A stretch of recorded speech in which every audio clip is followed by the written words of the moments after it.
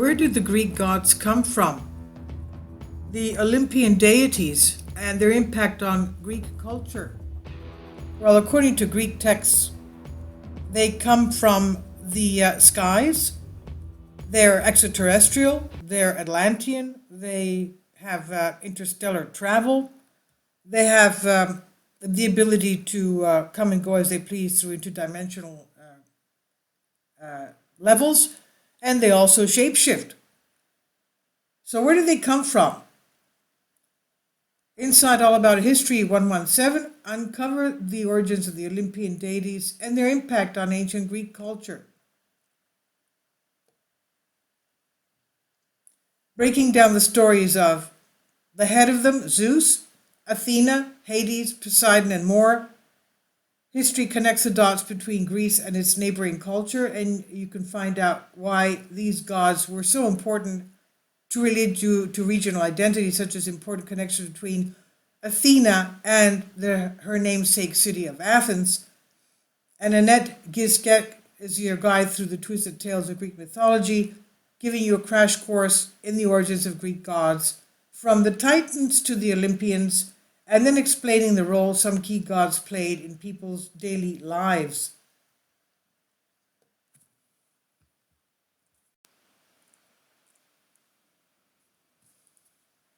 You can also find out about popular superstitions and who Africa's greatest queens have been through the centuries. But going back to this, there's a breakdown of the history of the space race, insight into why medieval writers were obsessed concerning dragons, and walk through the childhood of Anne Boleyn. Now, according to Herodotus, the ancient Greek, it was the poets Homer and Hesiod, writing in the 8th century BC, who gave the Greeks their gods. Herodotus, who lived in the 5th century BC, was himself a Greek from the city of Halikarnassos, as today's western Turkey, the coast of Turkey, and what is now Turkey, and he was right about Homer and Hesiod, or more properly the works attributed to them. Homer's Iliad and Odyssey, together with Hesiod's Theogony, are the oldest existing works of literature in the Western world. You know, about the Odyssey and Ulysses and all the various creatures and their supernatural abilities. Now, according to Kirke and how she turned his men into swine. Anyway, in both of these book-length poems, all the major gods appear as characters with distinct personalities and powers. In his Theogony, which translates as Origin of the Gods, Hesiod explains how exactly the Greek gods came into being. Hesiod's divine creation myth is also a cosmogony, a story of the origins of nature and the universe. The first gods were elemental. They were deified physical parts of the universe, but they gradually became anthropomorphized, believed, at least sometimes, to have human emotions and form. Zeus, Hera, Aphrodite, Poseidon, and other familiar Olympian gods did not at first exist, only coming into being after the creation of the earth and the sky, which also were considered gods. Uranos is male for sky, and Iyea, meaning the female earth.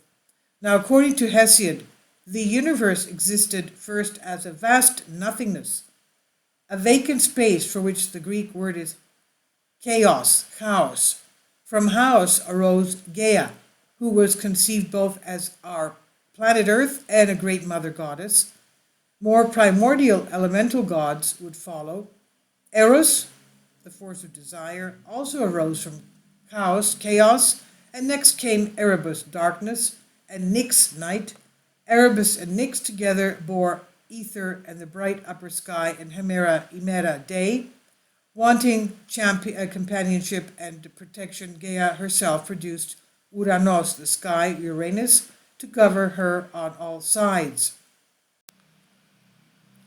Now, the 12 Olympian gods. In ancient Greek religion and mythology, the 12 Olympians are the major deities of the Greek pantheon, commonly considered to be Zeus, his wife Hera, Poseidon, Demeter, Athena, Apollo, Artemis, Ares, Hephaestus, Aphrodite, Hermes, and either Hestia or Dionysus.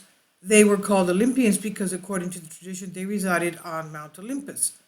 Along with Hades, was a major ancient Greek god and was the brother of the first generation of Olympians, Zeus, Poseidon, Hera, Demeter, and Hestia. His realm was the underworld, Hades, far from Olympus, and thus he was not usually considered to be one of the Olympians. Besides the 12 Olympians, there were many other cultic groupings of 12 gods, but also they were demigods because these supposedly had interaction with humans.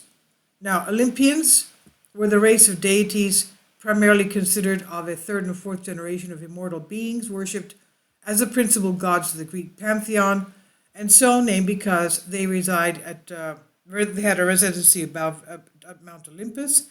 They gained their supremacy in a 10-year-long war of gods in which Zeus led his siblings to victory over the previous generation of ruling immortal beings, the Titans. They were a family of gods also before the Olympian gods. The most important consisting of the first generation of Olympians, offsprings of the Titans, Kronos and Rhea, Zeus, Poseidon, Hera, Demeter, and Hestia, along with the principal offspring of Zeus, Athena, Apollo, Artemis, Ares, Aphrodite, Hephaestus, Hermes, and Dionysus, although Hades was a major deity in the Greek pantheon and was the brother of Zeus and the other first generation of Olympians, his realm far from the Olympians in the underworld. Olympian gods can be contrasted to the chthonic gods. The chthonic meaning the world is derived from the ancient word chthon, meaning earth or soil, translates to under or underneath the earth, including Hades by mode of sacrifice, the latter receiving sacrifices in a pit or sunken chamber rather than at an altar. The canonical number of Olympian gods was 12, but besides the 13 principal Olympian listed above, there were many other residents of Olympus, and those might be considered to be Olympians. Hercules became a resident of Olympus after his apotheosis and married another Olympian resident, Hebe. In the Iliad, the goddess Themis, who is listed among the 12 Titans, dwells on Olympus along with other gods, making her a Titan and an Olympian at the same time. According to Hesiod, the children of Styx, Zealous, envy, Nike, victory, Kratos, strength, and Via, force, have no house apart from Zeus, nor any dwelling or path except that wherein God leads them, but they dwell always with Zeus. Some others who might be considered Olympians include the Muses. They're inspirational goddesses of literature, science, and the arts, considered the source of knowledge embodied in poetry, lyric songs, and myths that were related orally for centuries in ancient Greek culture.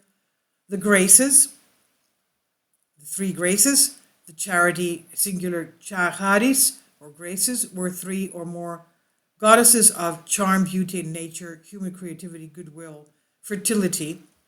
Iris, being the daughter of the gods Thaumas and Electra, personification of the rainbow and messengers of the gods.